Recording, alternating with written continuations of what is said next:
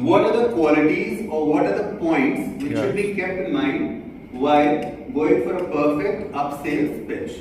So you will look at what क्या चीजें अहम है या किन चीजों को रखना चाहिए अपने दिमाग में जब हम अपसेल करने की कोशिश करें. एक होता है डायरेक्ट सेल और एक होता है साथ में upselling. So we have to be logical with your sales because हमें ये भी देखना है कि पैकेज में जो चीज उसे दे रहे हैं क्या वो उसके लिए इम्पोर्टेंट है या उसके कस्टमर के दृष्टिकोण से उसको उस चीज की जरूरत भी है या नहीं. अगर हम ऐसी कोई अपसेलिंग करने की कोशिश करते हैं जो उस वक्त या आने वाले वक्त में उसके लिए रेलेवेंट नहीं है तो हम कितना ही अच्छी तरीके से सेल्स पिच करें वो उसके लिए रेलेवेंट नहीं होगी. तो it has to be relevant and logical. Secondly be customer centric. हमेशा जब भी आप कोई सेल्स करें चाहे वो नॉर्मल डायरेक्ट सेल्स हो या अपसेलिंग हो हमें ये दिमाग में रखना है और ध्यान में रखना है कि ये कस्टमर के पॉइंट ऑफ व्यू से सोची हुई चीज हो कि कस्टमर सेंट्रिक हो. उसको लगे इसमें मेरा कुछ बेनिफिट है. What is in it for me with him. WIFM. मेरे लिए इसके अंदर क्या है.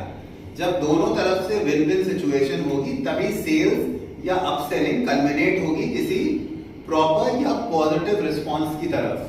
और शो द डिफरेंस. डिफरेंस भी दिखाइए कि बिना इस पर्टिकुलर एड ऑन के या पैकेज के इसमें क्या फर्क है और इस चीज को साथ लाने में क्या फर्क पड़ेगा.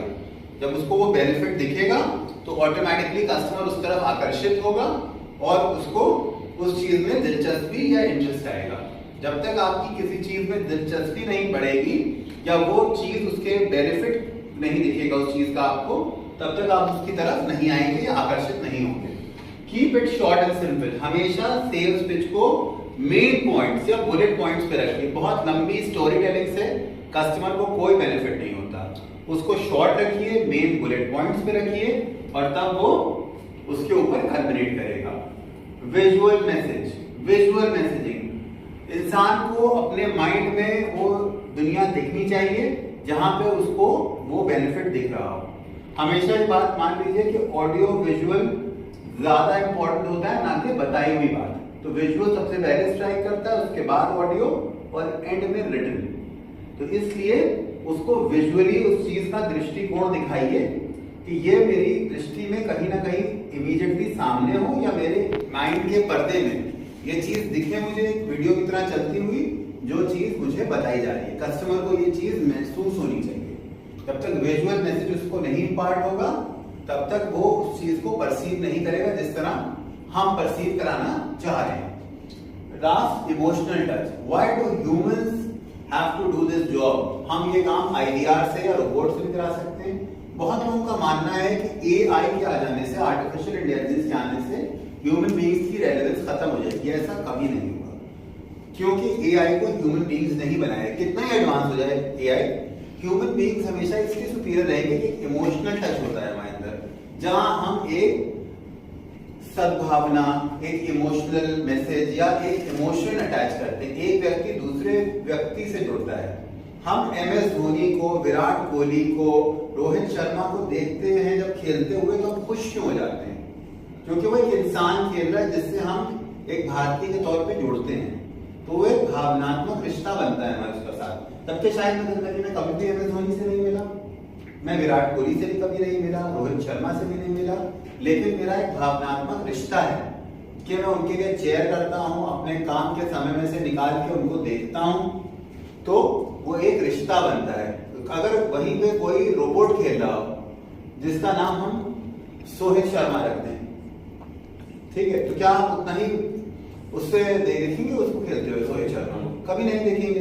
हो सकता है वो परफेक्ट शॉट खेले क्योंकि वो प्रोग्राम है, वो वैसे ही खेलेगा परफेक्ट शॉट. उसको सारे तरीके पता है डिफेंस के, स्क्वायर कट के, पुल के, हर तरीके के, long drive, off drive, cut, हर चीज आती है उसे खेलना. लेकिन क्या वो रोबोट से मेरा कोई भावनात्मक रिश्ता बनेगा, इमोशनल टच आएगा? नहीं आएगा. इसी जगह इंसान जब खेलता है, हम उससे मिले हो या ना मिले हो, खास तौर पे कस्टमर रिलेशन में या कस्टमर सर्विस में, जब हमारा उससे सामने और आमने सामने इंटरेक्शन हो रहा है, बातचीत हो रही है, तो वो एक भावनात्मक रिश्ता बनता ही बनता है. और ये सबसे स्ट्रॉन्ग पॉइंट है. जब एक इंसान का टच दूसरे इंसान से होता है तो वो एक अलग लेवल पे बात होती है.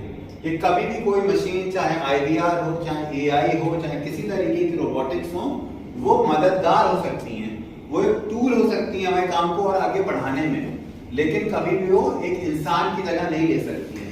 एक एवरेज इंसान भी, एवरेज परफॉर्मर भी, क्योंकि वो एक भावनात्मक रिश्ता हमारे साथ बनाता है, उसको हम ज्यादा अच्छे से परसीव करते हैं। सेम चीज एप्लीकेबल है जब हम मोशन पिक्चर्स देखते हैं। हम किसी इंसान को या किसी अदाकार को क्यों पसंद करते हैं? क्यों? क्योंकि उस इंसान से हम किसी न किसी तरीके से जुड़ते हैं या आइडेंटिफाई करते हैं उस कहानी के जरिए, कि हम खुद को वहां इमेजिन करते हैं या अपने किसी जानने वाले को, तो उससे जुड़ते हैं। वहीं पे अगर कोई रोबोट वो कहानी कह रहा हो तो हम बहुत नहीं जुड़ पाते हैं। इसीलिए जहां लैंग्वेज बैरियर बहुत ज्यादा हो जाता है और जहां डबिंग भी नहीं होती है, वहां पे कभी कभी हम जुड़ पाते हैं, हमेशा नहीं जुड़ पाते हैं, क्योंकि वो हमसे बहुत अलग या विभिन्न हो जाता है। तो भावनात्मक जुड़ाव या इमोशनल टच बहुत इंपॉर्टेंट है। कुछ लोगों की खूबी होती है कि वो कल्चर्स के अक्रॉस भी भावनात्मक जुड़ाव कर पाते हैं।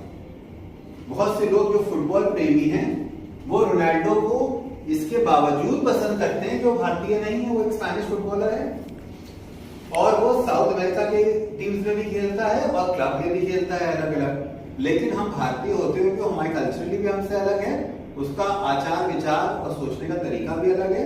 लेकिन एक गेम है जो हमें पसंद है, उसमें वो खेलता है, लेकिन अगेन वो एक इंसान है। वहीं अगर कोई रोबोट होता तो क्या हम आइडेंटिफाई कर पाते? इसीलिए इमोशनल टच एक ह्यूमन बीइंग की सबसे बड़ा प्लस पॉइंट है कि हम इसके जरिए सक्रिय और सकारात्मक तरीके से सामने वाले से जुड़ाव कर सकते हैं। And this is the most important part of the human touch, the emotional touch. इसको आप याद करिए कि आपकी माँ से जो आपका इमोशनल टच है, आप अपनी माँ के साथ भी ना हो, विभिन्न शहर में भी हो, अलग शहर में भी हो, तो जो माँ का रिश्ता है वो बचपन से जो एक इमोशनल टच है आपका, अम्बिलिकल कॉर्ड का टच भी कहा जाता है, वो इतना इंपॉर्टेंट है कि किसी और से वो टच नहीं बन सकता आपका, उतना गहरा नहीं बन सकता है। या किसी के साथ आपकी दोस्ती जब गहरी हो जाती है तो उससे भी आपका वो भावनात्मक जुड़ाव, चाहे सालों आप उसके बाद उससे ना मिले, और हो सकता है आखिरी बार जब आप उससे जुदा हुए हो, उस व्यक्ति से, तो आप लड़ाई के माध्यम से जुदा हुए हो, लेकिन 10 साल गुजर जाने या 20 साल गुजर जाने के बाद भी आप उस व्यक्ति को ऐसे महसूस करते हैं जैसे वो रोज आपके साथ हो। कभी कभी दोस्ती भी ऐसी चीज है, ऐसे ही व्यवसायिक तौर पे भी जब हम किसी से जुड़ते हैं तो ये इमोशनल टच अगर हम किसी के साथ पैदा कर पाए तो वह व्यक्ति उस ब्रांड को आप ही के जरिए पहचानेगा और आप उस ब्रांड में काम करते समय तक उस व्यक्ति का पहला टच पॉइंट होंगे। यही हमें चाहिए कि आप ब्रांड को इतने अच्छे से अपने अंदर महसूस करें और कस्टमर को कराएं कि वो अल्टीमेटली आपको ही हर हाल में टच पॉइंट, सिर्फ एक पर्टिकुलर सर्विस के लिए नहीं, उसे उस ब्रांड से कोई भी काम हो तो वो कॉल आपके पास आनी चाहिए कि उसका सीधा संपर्क आपसे हो कि ये ब्रांड में कोई भी सर्विस मुझे चाहिए तो इस ब्रांड के छतरी में जितने प्रोडक्ट्स हैं उसके लिए मैं इसी बंदे को कॉल करूंगा, क्योंकि ये भी विश्वास पात्र है और ये ब्रांड भी विश्वास पात्र है मेरा। तो इस बात का ध्यान रखें कि हम इसको इस तरीके से दिमाग में कस्टमर के रेखांकित करें या customer should perceive this thing in such a manner that he should only identify with you as the first touch point. और ये तभी होगा जब इमोशनल टच होगा, जब उसके अंदर ये इमोशनल टच आ जाएगा कि ये मेरा भावनात्मक जुड़ाव है इस पर्टिकुलर व्यक्ति के साथ, इस ब्रांड को लेकर, तो वो आप ही को कांटेक्ट करेगा। Have you understood the point? Yes, and this is how an upsell pitch or rather any pitch should be done. Okay? Thank you so much.